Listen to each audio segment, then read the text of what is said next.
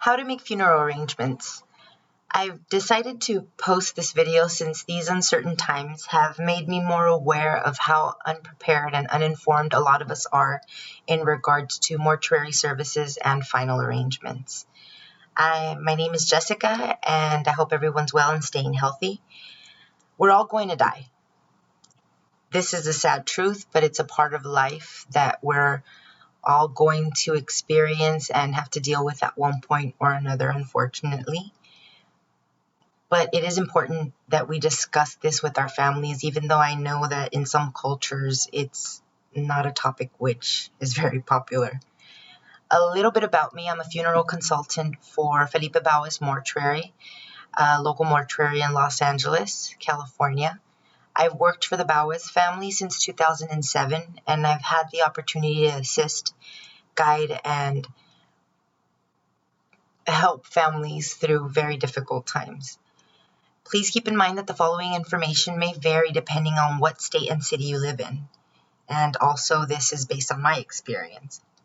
Prearranged or pre-need services are a great investment. These save the family money, time, decisions, and most importantly, it gives them the peace of knowing that most of the planning process is done. Depending on where the person passes away, there are different steps which need to be taken. Today, I'm going to discuss the 4 most common scenarios that I've experienced. So number 1, if your loved one passes away at home, the first call which needs to be made is to the police department. You should dial 911 or your local police department, depending on the situation, and they're going to come over and determine if the case can be picked up by a mortuary or if the coroner's office needs to be called. If the coroner's office needs to make the removal, they will contact the coroner's office for you. If the deceased is clear and does not need to go to the coroner's office, then the police officer present will let you know that it's okay for you to call a mortuary. Number 2, if your loved one was on hospice, there's usually a nurse present or on call, and they should be called. Once they collect the information needed, they will instruct you to call a mortuary, or most scenarios, the nurse on call will make that phone call for you. Number 3, if a person passes away at a hospital or facility, their staff will instruct you on when to call a mortuary and when the body will be available for release. And the body could be available for release immediately, or it can take a couple of hours, or depending on the facility, it might take a day or 2. It depends on that particular place. Number 4, when a death occurs on the street, per se, so this would be a car accident, a hit and run, if someone were to have a heart attack, something like that, you have to dial 911.